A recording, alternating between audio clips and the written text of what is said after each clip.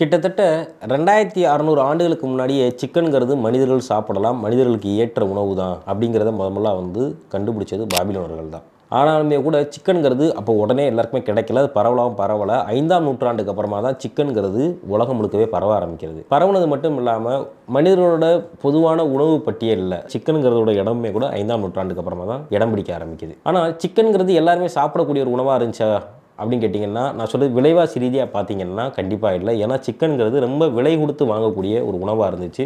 அதுவும் முக்கியமாக அமெரிக்காவில் 19ஆம் நூற்றாண்டுகள்லாம் பார்த்தீங்கன்னா சிக்கன்கிறது பணக்காரர்கள் சாப்பிடக்கூடிய ஒரு உணவு. சிக்கனுக்கு அப்படி ஒரு உலகம் தான் அன்றைக்கி இருந்துச்சு. என்னப்பா சொல்கிற, சிக்கனுங்கிறது தெருக்கு இன்றைக்கி 4 கடை இருக்குது, அவ்வளோ பொரிச்சக்கறி சூப்பு அப்படின்னு என்னென்னோ விற்றுக்கிட்டு இருக்கோம் நம்ம ஊரில். ஆனால் இது பணக்காரர்கள் மட்டுமே உண்ணக்கூடிய உணவு அப்படின்னு கேட்டிங்கன்னா கண்டிப்பாக அப்படி தான் இருந்துச்சு. அன்னைக்கு பயங்கரமான விற்பனை ஆகிட்டு இருக்கக்கூடிய பன்றி இறைச்சி, ஆட்டு இறைச்சி, மாட்டு இறைச்சியோட பயங்கரமான ரேட்டில் இருந்தது தான் சிக்கன். அப்படி இருந்த சிக்கனை அமெரிக்கர்களில் ஏதாச்சும் ஒரு பெரிய ஒரு பார்ட்டிகள்லையோ ஒரு முக்கியமான விருந்துகள்லையோ மட்டும்தான் பார்க்கவே முடியும். பார்த்தா எல்லாருமே அபூர்வமாக பார்த்து சாப்பிடக்கூடிய ஒரு உணவாக தான் சிக்கன் இருந்துச்சு.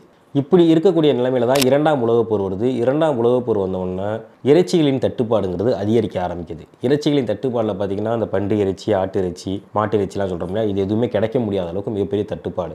இந்த நேரத்தில் சிக்கனுங்கிறது ரொம்ப எளிமையாக கிடைக்கிறதுனால மக்கள் எல்லாருமே சிக்கனை விரும்பி சாப்பிட ஆரம்பித்தது மட்டும் இல்லாமல் அதையே தொடரவும் ஆரம்பித்தாங்க. இன்றைக்கி ஒரு புள்ளி விவரம் சொல்லுது, இந்த உலகத்தில் இருக்கக்கூடிய மனிதனை விட கால்நடைகளில் கோழிகளோட எண்ணிக்கைங்கிறது அதிகம் அப்படின்னு சொல்கிறாங்க. ஆமாம், ஒரு மனுஷனுக்கு 4 கோடிங்கிற விதத்தில் இங்கே பூமியில் இருக்குது அப்படின்னு சொல்கிறாங்க. அப்போ இந்த பூமியில் பார்த்தீங்கன்னா சிக்கனோட தேவைங்கிறது எந்த அளவுக்கு அதிகமாக இருக்குது, அது எந்த அளவுக்கு விற்பனை ஆகுது, எந்த அளவுக்கு அதோடைய வளர்ச்சிங்கிறது இங்கே இருந்துகிட்டு இருக்குது அப்படிங்கிறத நீங்கள் இதிலே கண்டுபிடிச்சிக்கலாம். ஒரு காலத்தில் விலைங்கிறது ரொம்ப அளவுக்கு அதிகமாக இருந்தது, பணக்காரர்கள் மட்டுமே உண்ணக்கூடிய ஒரு உணவாக இருந்த ஒரு உணவு இன்றைக்கி மனித எண்ணிக்கையோடையே 3-4 மடங்கு அதிகமாக இருக்குது. அப்படின்னா இன்றைக்கி அதோட தேவை எந்த அளவுக்கு உயர்ந்திருக்கு, அது என்ன காரணம், அது எவ்வளோப்பட்ட நிறுவனங்களால் இது உருவாக்கப்பட்டது, இதன் பின்னணிகள் என்ன அப்படிங்கிறதான் இன்றைக்கி ரொம்ப முக்கியமான அம்சங்களாக நம்ம பார்க்க போகிறோம்.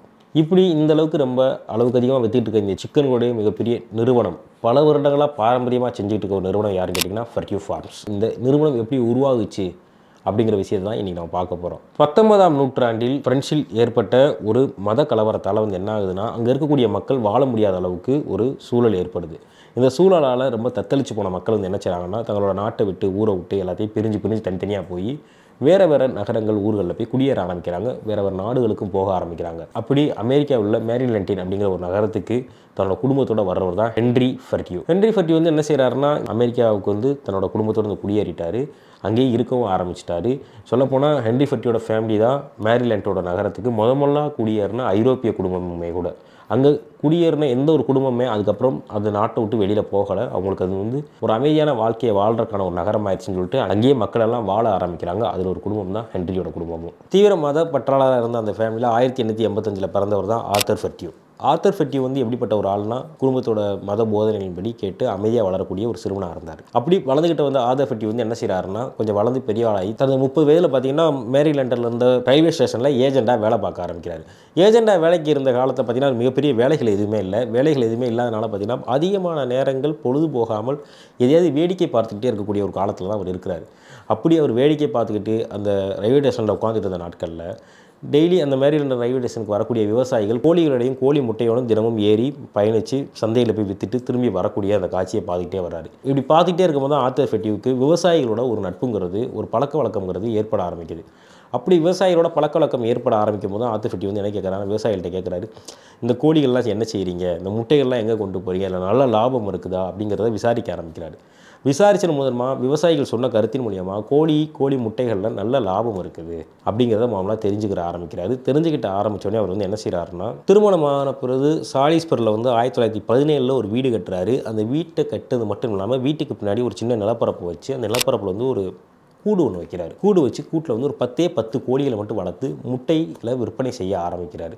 இன்றைக்கி உலகம் முழுக்கவே ரொம்ப சிறப்பாக ஃபேமஸாக தரமான சிக்கன் சொல்லப்படக்கூடிய இந்த ஃபர்க்யூவோட முதல் நிறுவனம்ங்கிறது ஒரு 10 கோழிகள் தான் ஆரம்பிச்சிச்சு. இதுதான் அதனுடைய தொடக்கம். 1920 என்ன செய்கிறாருன்னா, தன்னுடைய ரயில்வே வேலையை மொத்தமாக விட்டுட்டு, அதாவது இன்றைக்கி இருக்கக்கூடிய ஐடி ஸ்டாஃப் எல்லாம் விட்டுட்டு நான் விவசாயத்துக்கு போகிறேன், நான் ஆடு மேய்க்க போகிறேன், நான் போய் இயற்கை விவசாயம் பண்ண போகிறேன்னு சொல்கிறப்ப அன்றைக்கே தலைவர் 1920 பண்ணிட்டார். 1920 என்ன செய்கிறாருன்னா, தன்னோட மொத்தமான இருக்கக்கூடிய வேலையை விட்டுட்டு கோழி விற்பனையில் முழுமையாக இறங்க ஆரம்பிக்கிறாரு. அன்னைக்கு அவர்கிட்ட இருந்த கோழிகளோட எண்ணிக்கை 50 கோழிகள் தான். அந்த 50 கோழிகளை வச்சு என்ன செய்கிறாருன்னா, முட்டைகளை மட்டும் விற்பனை செய்ய ஆரம்பிக்கிறார்.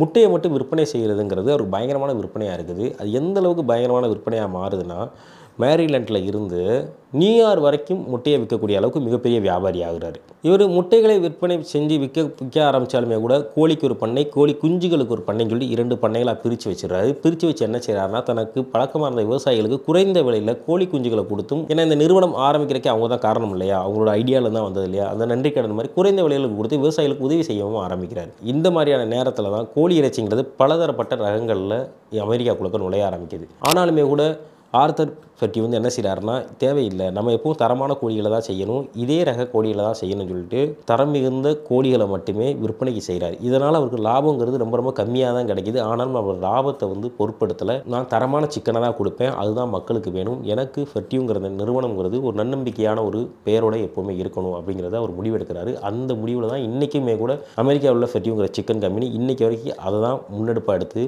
வழி நடத்திக்கிட்டு இருக்காங்க. ரொம்ப கடுமையான உழைப்பாளிகளாக இருந்திருக்காங்க அந்த காலத்தில். கணவன் மனைவி 2 பேருமே மட்டும்தான் இந்த நிறுவனத்தை வளர்த்துருக்காங்க. வேலைக்கு ஆட்கள் கூட வைக்காத அளவுக்கு கடுமையாக வேலை செஞ்சுருக்காங்க. இந்த மாதிரி கணவன் மனைவி 2 பேருமே கடுமையாக உழைச்சிக்கிட்டு இருக்கும்போது தான் அவங்களுக்கு ஃப்ராங்க் ஃபெர்டிங்கிற பையன் பிறக்கிறான். அவங்க தான் அவங்களோட ஒரே பையன்.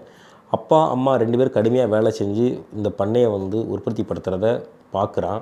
பார்க்கும்போது அன்னைக்கு ஃப்ராங்க் ஃபெர்டி வந்து பிறந்த காலத்தில் வந்து ஒரு நாளைக்கு 50 கோழி இறைச்சிகள் 100 முட்டைகள் விற்கக்கூடிய அளவுக்கு ஒரு சின்ன பண்ணையாக, ஒரு போதுமான பண்ணையாக தான் இருந்திருக்கு. அந்த பண்ணையை பார்த்த அந்த ஃப்ராங்க் ஃபெர்டிக்கு வந்து இந்த நிறுவனத்தை எப்படியாவது பெருசாக கொண்டுட்டு போகணும் அப்படிங்கிறது அவனுக்கு அன்றைக்கே எண்ணத்தில் வந்திருக்கு. ரொம்ப சின்ன வயசுலேயே கோழிகள் மேலேயும் கோழி வளர்ப்பு மீதும் ஆர்வமாக அந்த ஃப்ராங்க் ஃபெர்டி வந்து என்ன செய்கிறான்னா, அப்பாவோட ரொம்ப நெருக்கமாக இருக்க ஆரம்பிக்கிறான். அப்பா வந்து டெய்லி வந்து அவனுக்கு வந்து எப்படி கோழி வளர்க்கணும், கோழிகளுக்கு எப்படி தீவனம் போடணும், கோழிகளுக்கு நோய் வந்தால் எப்படி கவனிக்கணும், எப்படி தண்ணி வைக்கணும், எல்லாத்தையும் பழகி கொடுக்குறாரு. டெய்லி சுத்தம் பண்ண செய்ய சொல்லி பழகி கொடுக்குறாரு. அதனால ரொம்ப சீக்கிரமாகவே தன்னோட சின்ன வயசுலேயே கோழி பண்ணை மேலே அவனுக்கு அப்பயே ஆர்வம் வந்துடுது. அது மட்டும் இல்லாமல் பள்ளி படிப்பு முடிஞ்ச உடனே, அதாவது ஸ்கூல் முடிஞ்சு வீட்டுக்கு வந்தோடனே பேக்கை கழட்டி போட்டு உடனே ஃபார்ம் ஸ்கூலுக்கு நுழைஞ்சிருவான். நுழைஞ்சு பார்த்தீங்கன்னா கோழிகளை மட்டுமே கவனிக்கக்கூடிய ஒரு ஆளாக மட்டுமே தான் இருந்திருக்கான். இந்த ஆர்வங்கிறது அவனுக்கு பயங்கரமாக இருந்திருக்கு. அதனால 19 வயசில் வந்து என்ன செய்கிறான்னா, மொத்த படிப்பையும் விட்டுட்டு கோழி பண்ணை தான் எனக்கு முக்கியம், நான் கோழி பண்ணைக்கே வர்றேன், எனக்கு படிப்பு வேணாம்னு சொல்லிட்டு ஒரு 19 வயசுலேயே வந்தவன் தான் ஃப்ராங்க் ஃபெர்டி. இப்படி 19 வயசில் வேலைக்கு வந்தாச்சு, படிப்பையும் விட்டாச்சு. சரி, கோழியை வளர்த்தா மட்டும் போதுமா, தீவனத்தை போட்டால் மட்டும் போதுமா, க்ளீன் பண்ணால் மட்டும் போதுமான்னு பார்க்காம கோழிகளை ஆராய்ச்சி செய்ய ஆரம்பிக்கிறான். டெய்லி ஆராய்ச்சினா அதோட நடைமுறை ஆராய்ச்சிகளை, நம்ம இங்கே வளருது கோழிகள், இந்த கோழிகள் வளரும் போது நிற்கும் போதும் அதோட வாழ்விடம்ங்கிறது எப்படி இருக்குது அப்படிங்கிறத டெய்லி கவனிக்க ஆரம்பிக்கிறாரு ஃப்ராங்க் ஃபெர்டி. கூண்டில் அல்லது அந்த நிலத்தோட சின்ன பரப்பில் பார்த்திங்கன்னா சேவல் கோழி 2மே ஒரே இடத்துல அடைஞ்சிருக்கிறத பார்க்குறாரு. கோழியும் சேவலும் ஒன்றா இருக்கிறதுனால முட்டைகள் அதிகமாக சேதமாகுது. சேதமாகிறது மட்டும் இல்லாமல் குஞ்சு பொறிகளும் பெரிய ஆபத்து வருது, குஞ்சுகளும் இறக்கக்கூடிய ஒரு சூழல் ஏற்படுதுங்க. அதை கண்டுபிடிச்சவர் வந்து என்ன செய்கிறாருன்னா, கோழி தனியாக சேவல் தனியாக பிரிக்கணும் அப்படிங்கிற ஒரு முதலாக வந்து ஒரு விஷயத்தை கையில் எடுக்கிறாரு. அதுக்கு இன்னும் நிறைய இடம் தேவைப்பட்டுச்சு. இடம் தேவைப்பட்டாலும் பரவாயில்ல, நம்ம பிஸ்னஸ் நல்லா வரணும், கோழிகளுக்கு பாதுகாப்பு இருக்கணும், சிக்கன் நல்லா ஆரோக்கியமாக இருக்கணும் அப்படிங்கிற கண்ணி வந்து என்ன செய்கிறாருன்னா, இடம் பிரித்து இடத்த எக்ஸ்டெண்ட் பண்ணுறாரு. சொல்லப்போனால் இந்த உலகத்துக்கே கோழி தனியாக சேவல் தனியாக பிரித்து 2மே பிரிக்கிற ஒரு யுக்தியை கொண்டுட்டு வந்ததே ஃப்ராங்க் ஃபெர்டி தான். எப்படியாவது இந்த கோழி பிஸ்னஸ்ஸு இந்த ஊருக்குள்ள இங்கே இருக்கக்கூடிய இடத்துல இந்த இதில் மட்டுமே இருக்கக்கூடாது, பெருசாக கொண்டு போகணும் அப்படின்னு சொல்லிட்டு விருப்பப்பட்ட ஃப்ராங்க் ஃபெர்டி வந்து என்ன செய்கிறாருன்னா, கார்பரேட்டுக்குள்ளே நம்ம கோழியை கொண்டுட்டு போகணும், இந்த சிக்கன் பிஸ்னஸ்ங்கிறது சாதாரணமாக இருக்கக்கூடாது, பெருசாக கொண்டு போகணும்னு சொல்லிட்டு முடிவெடுக்கிறாரு. அப்படி இவரால் உருவாக்கப்பட்டது தான் இந்த ஃபெர்டியோட கார்பரேட்டான இந்த பிஸ்னஸ். சிக்கனுங்கிறது வெறுமனே ஒரு கூண்டுக்குள்ளேயோ ஒரு நகரத்துக்குள்ளேயோ ஒரு கிராமத்துக்கு வீட்டுக்கு பின்புறமோ இருக்கிறது மட்டும் இல்லாமல் உலகமே தெரிஞ்சுக்கிறோன்னு என்னோடய ப்ராடக்ட்டை நாங்கள் வளர்க்கக்கூடிய அந்த தரமான கோழியில் உலகத்துக்கே போகணும்னு சொல்லிட்டு அவர் தான் இந்த முன்னெடுப்பு மாமலாக எடுக்கிறாரு. இதன் மூலமாக தன்னோட கோழி கடைக்கு ஃபெர்டி அப்படிங்கிற ஒரு பேரை வச்சு அமெரிக்காவில் மாமலாக கோழிக்கடையை வந்து லான்ச் பண்ணி நிறுவனம் பண்ணுறாரு. நிறுவனம் பண்ணும்போது அமெரிக்காவில் அன்னைக்கு இருந்த காலகட்டத்துக்கு முதல் கோழி நிறுவனம், அது கார்பரேட்டாக வந்த நிறுவனங்கிறது பார்த்திங்கன்னா ஃபெர்டி தான். 2ஆம் உலகப் போரில் பார்த்திங்கன்னா கோழிகளோட தேவைங்கிறது ரொம்ப அதிகமாகுது, பெரிய தட்டுப்பாடு உருவாகுது, இறைச்சிங்கிறது எங்கேயுமே கிடைக்கல. அந்த நேரத்தில் ஃபெர்டிங்கிற அந்த நிறுவனத்துக்குமே கூட பார்த்திங்கன்னா கோழிங்கிறது அதிகமாக இல்லாட்டாலுமே கூட என்ன செய்கிறாங்கன்னா, வெளியிலேருந்து கோழிகளை அதிகமாக வாங்கி அமெரிக்கா முழுக்க விற்பனை செய்ய ஆரம்பிக்கிறாங்க. இதனால் அவங்களுக்கு லாபம் ரொம்ப ரொம்ப கம்மியாக இருந்தாலுமே கூட அமெரிக்க மக்களுடைய மனதில் ஃபெர்டிங்கிற கம்பெனிங்கிறது ரொம்ப முக்கியமான ஒரு கம்பெனியாக உருவெடுக்க ஆரம்பிக்குது. யாருமே அவங்க வாழ்நாளில் அந்த கம்பெனியை மறக்க முடியாத அளவுக்கு மிக முக்கியமான கம்பெனியாகவும் ஃபெர்டிங்கிறது இன்ன வரைக்கும் வளர்ந்துருக்கிறதுக்கு முக்கியமான காரணம் அன்றைக்கி அவங்க வந்து லாபத்தை எதிர்பார்க்காம செஞ்ச அந்த முதலீடு தான். வெறும் கோழியோட மட்டுமே போகாமல் மற்ற இறைச்சிகளையும் விற்பனை செய்ய ஆரம்பித்தாங்க, வளர்க்கவும் ஆரம்பித்தாங்க. ஆடுலேருந்து கோழிலேருந்து எல்லாத்தையுமே வந்து விற்பனை செய்ய ஆரம்பித்தாங்க. அன்றைக்கி வெறுமனே ஒரு சின்ன கூண்டில் 10 கோழியோடு ஆரம்பித்து கணவன் மனைவி 2 பேருமே மட்டும் வேலை செஞ்சு நம்பிக்கையோடு கொண்டு வந்த அந்த இறைச்சி கடைங்கிறது இன்றைக்கி கிட்டத்தட்ட 21,000 பேர்கள் வேலை செய்யக்கூடிய மிகப்பெரிய நிறுவனமாக மாறி இருக்குது. ஃபர்டியூ கம்பெனி வந்து கிட்டத்தட்ட 3 தலைமுறையாக இயங்கிக்கிட்டு இருக்குது. கிட்டத்தட்ட 70 நாடுகளில் இதோடைய பிரான்ச்சுங்கிறது இருக்குது. இவங்க அதன் மூலிமா வந்து வருமானம்ங்கிறது கிட்டத்தட்ட 60,000 கோடிகளுக்கு மேலே இன்றைக்கி விற்பனை ஆகிட்டு இருக்குங்கிறது ஒரு சிறப்பு செய்தி. ஃபர்டியூங்கிற கம்பெனி வெறுமனே ஃபர்டியூங்கிற கம்பெனியோட மட்டுமே இல்லாமல் இன்னும் நிறைய பிரான்ச்சஸோட நேம்களாக பல நாடுகளில் இன்னும் சுற்றிக்கிட்டே இருக்குது.